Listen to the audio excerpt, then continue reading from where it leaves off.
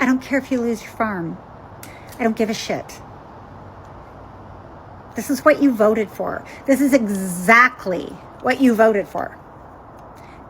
He campaigned on tariffs. He said he was going to do this. I'm supposed to feel bad now?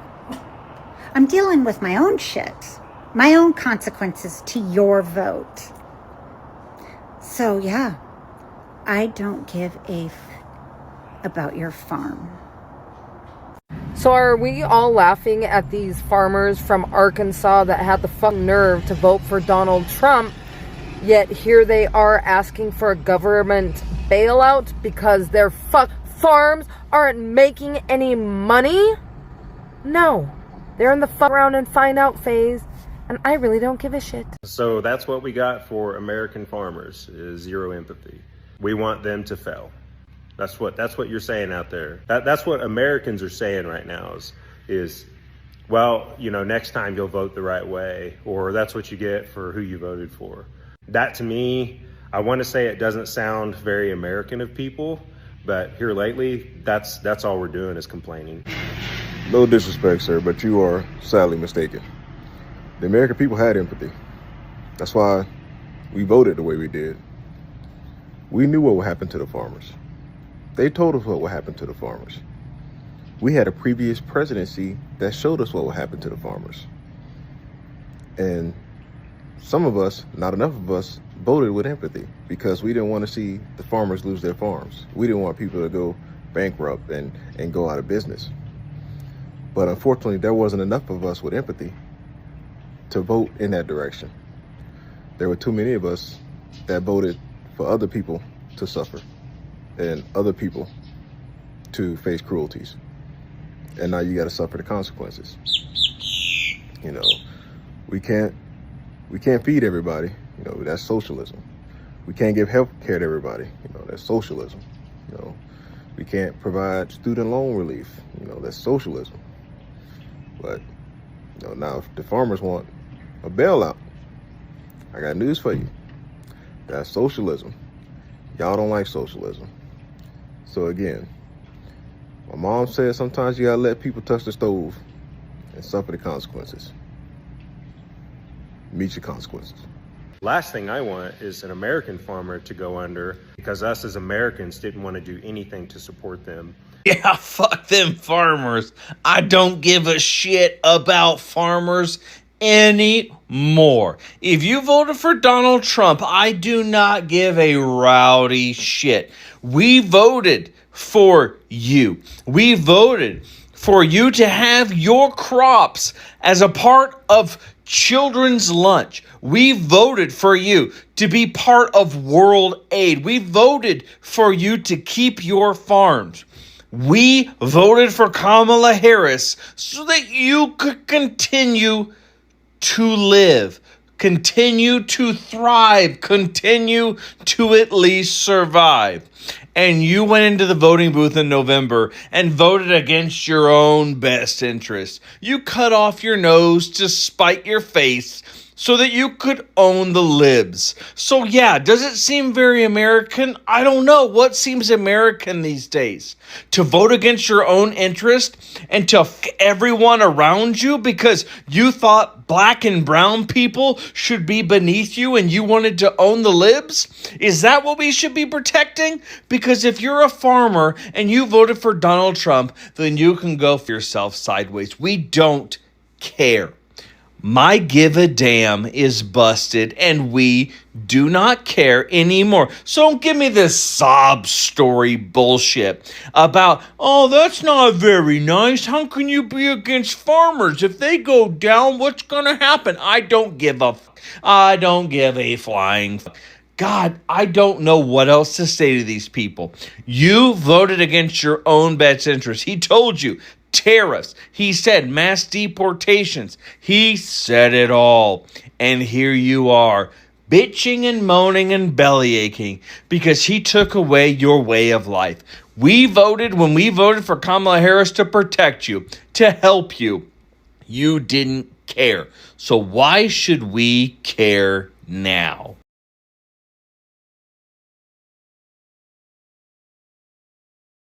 Right, guys, welcome back to the channel. This is Hosting Stories KE, and today I just want us to talk about farmers in America and what they are going through, because we all know that things are not pretty at all for our farmers, not to mention farmers in Arkansas, Tennessee, Ohio, Texas. You mentioned them. In fact, all the farmers in America, they are literally going through the same problems again and again. This is after majority of them voted for our man, our yellow man, of course. And now some of them are even regretting their votes. But otherwise, some of them are now begging for the man they voted for, at least to come to their rescue. We also saw the other day farmers in Arkansas are literally asking for handouts. They were in a church praying and asking God for solutions and even begging for the government to offer them some handouts, or rather bailouts, so that they can get out of their situation. Because majority of the farmers in America, they are saying that in the next coming few months, majority of them will file for bankruptcy. We've seen crops rotting in Ohio, not to mention Arkansas. We've seen crops rotting in their farms. We've seen thousands and thousands of crops. No one is there to handle these things with these products, because there is no workforce. Literally, we've seen there is no market, because the market is totally spoiled with Trump's tariff right now. And these farmers, some of them are even confessing that indeed Trump's tariffs and Trump's policies have literally affected their productivity in their farm. They have nowhere to sell their products. For example, soybeans farmers, they have nowhere to sell these soybeans because they were selling these soybeans in China. And right now, China has decided to choose another country to buy their soybeans from because of Trump's tariffs. And these are just some of the issues that are affecting these farmers. But if you watch keenly, you realize that majority of these farmers, they knew that these things were going to happen. But because of the loyalty of the MAGA in themselves, they just went ahead and voted, hoping that things were going to be better. But in reality, things are not pretty at all for them, because they voted for this and actually they are receiving the consequences of their votes. Let's watch these videos together, guys, and then I'll be giving my commentaries at the end. If you are new here, remember to subscribe while we keep on watching. Farmers are going bankrupt in waves, right? We see that. But here's the thing. The very man that most of them voted for lit half the match. And every time a family farm dies, somehow it's the billionaires and corporations walking away with more land. You think that's a coincidence? Let's start with the trade war in 2018. Trump slapped tariffs on China. Soybean exports gone. Prices crashed. And farmers sat on mountains of crops that they couldn't sell. Then came the bailouts. $28 billion in so-called aid. But look at the receipts, right? The top 10% of farms swallowed most of that money. Small family-owned farms? Pennies. Folks in Arkansas and the Midwest saw their neighbors lose land, all while mega operations cashed checks. And if we fast forward to now, Trump's promise of more help, it sounded real nice on stage, huh? But the structure has not changed. The policies tilt towards whoever's the biggest, not whoever's struggling. And when those farms fold, the land doesn't vanish, it gets scooped up. Bill Gates owns over 240,000 acres. BlackRock, foreign companies, hedge funds, all buying dirt cheap. Meanwhile, Trump's administration cut back on antitrust enforcement. That meant that seed and chemical giants kept jacking up the input prices. So farmers were squeezed on both ends, paying more to plant and getting less when they sold. In the safety net, Trump gutted programs like the Conservation Stewardship Program. That rewarded small-scale sustainability, while doubling down on subsidies that benefit corporate-scale operations. So tell me again how that's helping family farms? So here's the pattern, right? Trade wars cripple markets. Bailouts feed the giants. Deregulation lets agribusiness hike costs. And the small guys, they drown. Then right on time, the billionaires show up with open checkbooks. Corporations expand and politicians spin it as bad luck, or the market. But every so-called accident clears the board for the same winners. So no, this isn't just economics, it's politics. This is design. Trump stood on stage and called himself the farmer's guy. But his policies greased the slide that pushed family farms into bankruptcy and left their land ripe for billionaires to grab. Bananas, soybeans, now farmland, different product, same empire. The only coincidence that some of us are still out here pretending that it's not on purpose. Yeah, I saw this clip where it says Arkansas farmers praying to God to help them with their farms since these terrorists start taking over. To help them against Trump's terrorists is what the article said. My first question was, Arkansas farmers, y'all voted in droves for Donald Trump. Y'all supported him. The same farmers that had to get a government handout the last time he was in office. So y'all needed a government handout, which y'all are so against, right? You vote against anybody getting any type of assistance, except for when it comes to y'all. So the taxpayers bailed you out in 2015, 16, whatever it was when he was in office. Y'all come back in 2024 and you vote him back in. Now you're praying and asking God to save you from Trump's terrorists. How are you praying against y'all's second coming? Isn't that what y'all saying? That God sent Trump here to save this country? How are you praying against God's chosen? Per y'all now. I've never seen it. But you guys have been saying Trump is chosen, Trump is this, Trump is that. God sent him here to save the country. Y'all been saying all of this. My question is, why are you praying for something, against something you said you prayed for? And now Nebraska and Arkansas farmers are asking for another government handout. You want the taxpayers to bail you out again? But these are the same people that voted against when Biden was trying to save, when Biden was trying to help student loans. He was trying to help people that have student loans. He wanted to get rid of their student loans for them. Y'all were hell bent against that. You don't need any more government handouts. But what makes y'all so special that y'all deserve them? What makes y'all so special that after this self-inflicted wound, now you want people who you have voted against getting federal assistance, getting SNAP benefits, getting housing assistance, veterans benefits? Y'all vote against all of that. What makes y'all so special that you deserve a government handout while people are going to be starving because y'all voted for people to lose their SNAP benefits? People are going to be homeless because y'all voted against Section 8 housing. What makes you so special that our tax dollars should go to you for your own self-inflicted wounds because you constantly go out here and vote against what's against your best interests? And we're supposed to come in and save you in the 11th hour? Oh, I think not. I think not. You voted for this. You supported this. You campaigned for this. Y'all had Trump signs all over the place. Deal with it. You don't believe in government handout, right? It's a waste. It's a waste of tax dollars, right? You voted against waste. We're not going to waste another billions and billions of dollars to bail you out of what we bailed you out of in 2016, 2017. Why should we keep doing this? Why should we be on repeat to give you money, but then starve everybody else out? I wish I would.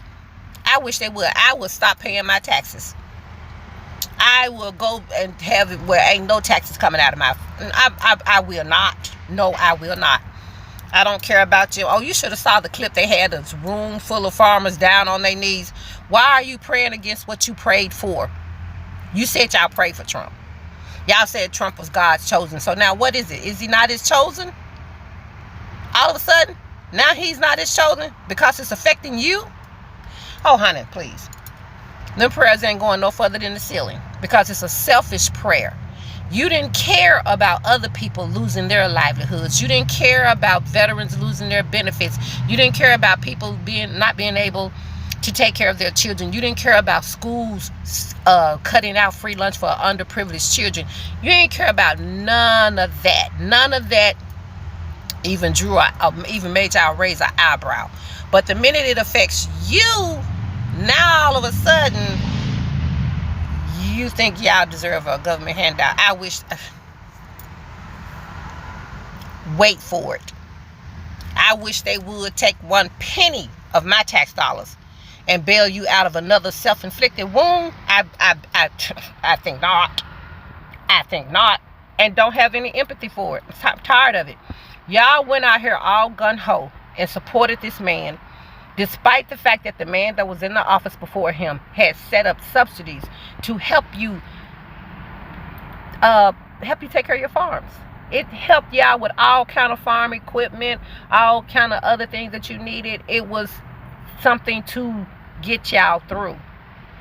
And y'all spit in his face and voted the one that came in. The first thing he did was revoke everything that helped the farmers that Biden had implemented. And we're supposed to feel sorry for that. I wish I would. It's about time you learn. I will not stand in the way of you learning the lessons you need to learn from this. I will not prevent you from learning life lessons that you truly need to learn. So I just say, hey, figure it out the best way you can. Pull yourself up by your bootstraps. And that's what y'all telling the people that wanted to get some relief from these student loans that they have overly charged these students for. They don't even have a chance to get out here and get started without already being hindered with thousands of dollars in bills that they've got to pay. Yeah, I had no sympathy for them young people. You ain't have no sympathy for children losing their school lunch. You ain't have no sympathy for the vets losing life-saving programs. Y'all didn't have no sympathy. But now that it's affecting you, all of a sudden now the empathy and the sympathy comes in. You can take that empathy and that sympathy, and you know what you can do with it.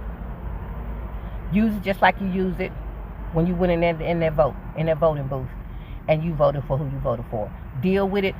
Suck it up. Ain't nobody coming to your rescue this time. This time, we're going to let what you vote for take your tail around the block a time or two and drop you off like a two-bit hooker once they've had their fun with you. So, hey, pull yourself up by your bootstraps. You got this. I'm out here in the farm fields of Illinois. This is a bean field that just turned brown in mid-September. And there's a lot of concern over where the product that these farmers in Illinois have raised is going to be going and what kind of price they'll get for the crops they've raised. I grew up in this area. I went to Little Cayman High School. It's about 2 miles north of here. And I went to school with all the farm kids, and I even grew up in eastern Pennsylvania and went to school with Amish and Mennonite kids in Lancaster County. And growing up, I had an uncle who ran a farm in upstate New York. So I have some history with an empathy for farmers, because I watch how hard they work to get this crop in the ground, and its timing, and the rains in spring, whether they come or not. One year it was too wet, the next year it's too dry. It's tough being a farmer.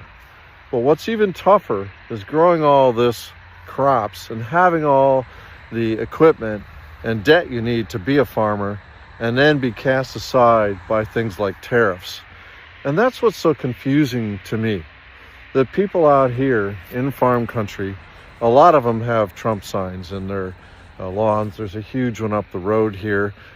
When I'm cycling over the summer, I see them all over the place. Probably see 10 to 20 in a 40-mile ride. And that indicates to us that farmers are big into Republican values, and that's the other side of the coin here. You know, what is the ideology driving people to want to be Republican? Well, over the centuries, you know, that we've had farming here in the United States, there's been a lot of deception by conservatives. You know, the Dust Bowl came about because people were told to go on out, God will help you, and rain will follow the plow. And that was a lie. And what we wound up with is agricultural conditions that basically turned the entire Great Plains to dust. And there's sort of a similar thing going on in Illinois in many states, because soils are not in a great condition here either. And there's just sort of been this profit-oriented idea that it's your job to go and grind up the soil and get what you can out of it, get the best price for it, and we'll take care of the rest. You know, it's that classic sort of go, go, go ideology that people pride themselves on in America. But, you know, sustainability is a real problem. That's true in terms of economic markets, where a lot of crops from the United States are sold to other countries, for example, China. And now we've imposed tariffs on China, and guess who winds up paying the price? It's Illinois and Iowa and Wisconsin and Missouri and Nebraska and all these farmers that, you know, work their lives trying to sustain their crop output every year. And Trump doesn't care about those people. But what he does do, and this is sort of his method, he has never had a good grasp of forecasting policy. He bankrupted casinos, for instance, right? And many of his businesses failed. And those that did sort of succeed were dependent on creative bookkeeping. The guy is not a good planner. He could never be a good farmer. He sucks at everything he does. But somehow he came up with this let's do something about our markets idea with tariffs, and they've never been proven to work. And right now, something like 86 to 90% of the tariffs are being absorbed not by foreign companies, but by Americans paying higher product prices. And the farmers are the ones that get kicked right in the nuts. And what does Trump do? He uses taxpayer money to pay them off for the fuck-ups that he did. And that's the sick aspect of it. And all these guys with Trump signs out here, they're happy to ask for handouts now when many of them apparently don't like, you know, the idea that immigration people come here and, oh, they're using our tax dollars. Blame immigrants for everything. Well, guess what? A lot of our farm production, especially things like fruits and vegetables and everything, are reliant on immigrant workers. And so Trump is so dumb about what really happens here on the earth that he's screwing everybody over. And these farmers out here, you sort of have to have empathy for them because they've been lied to. They've been deceived. And we need small farmers as well as big farmers. But during Trump's first term, when he first messed up with farm markets, Sonny Perdue, his Secretary of Agriculture, said to American farmers, tough luck, go big or go away. And so corporatized farming and the seed crops owned by giant firms like Bayer and Monsanto and all of that are taking over. And if we don't have any local control over how food's produced, we're at the mercy of all of that. The corporatization of America and the oligarchy. And if you don't connect these dots and see that people out here are being deceived, and these are the same people basically voting for Trump, then you don't get it. Where will these crops go? We really don't know. They may rot in the bins, in the dryers, everything. To shorten all this, let's just say that farmers are going through a lot. Farmers are going through a lot in the United States.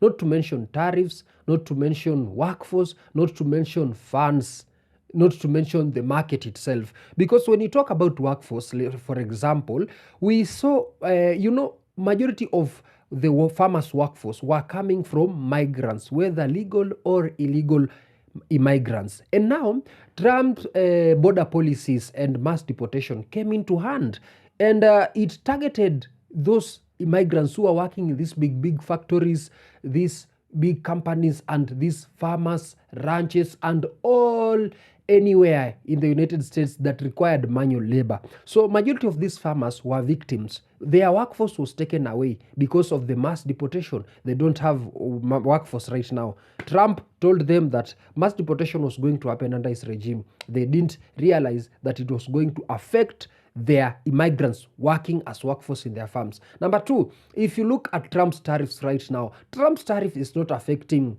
it is affecting everyone, let's say.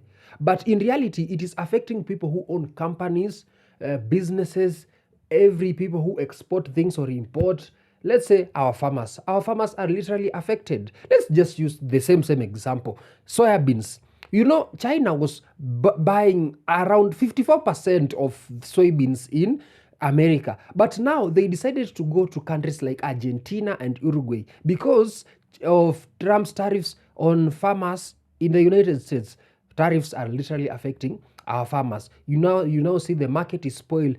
This leads to the increment of buying these products within the United States because farmers have realized we can't export them. So we have to find a way of selling our products. That is why you will see an increment in such products in the market. But again, you will see some of the products are rotting in their farm, because no one is there to harvest. Remember, we don't have workforce here, so no one is there to harvest this farm, these products like vegetable and fruits, for example, groceries in the stores. If you go right now in Walmart or any other store, you will realize that these products are quite expensive because the supply is high, the demand is high, but the supply is low because the farmers are not supplying these products, these groceries, these vegetables, and these fruits because their products are rotting in their farm. No workforce, no transportation, or no funds to transport or harvest them or process them or clean them or package them or export them.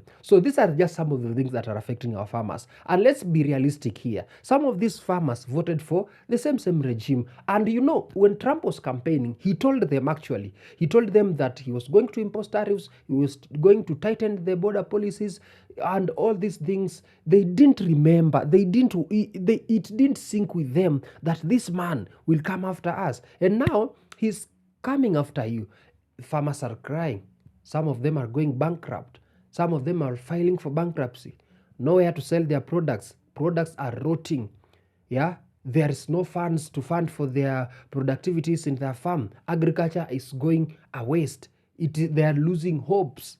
Others are letting go their farms. Others are selling their products at a very low cost. And these matters affect the farmers. The same farmers, majority of them, like the Arkansas farmers, voted for. They are still Trump supporters up to now. They are now demanding for bailouts. We saw they are demanding for bailouts, and the same people are saying we don't want socialism. And now socialism is here because they are demanding for bailouts. What is that? You see, these are just some of the things that our farmers are facing. And if you look closely or clearly, you will discover that these are the consequences of their votes. They literally voted for this, and they are getting exactly what they voted for, because some of them were told that they were going to happen. They didn't want to listen, and they made their bed, and now they have to work and lay on their and sleep on their beds, you see. But anyway, those are just my thoughts. You do tell me what you think about our farmers. What solutions do you think the government should provide to our farmers? Because literally they are suffering. And when farmers suffer in a country, trust you, me, and everyone else living in that country will suffer, because majority of our foods come from these farms.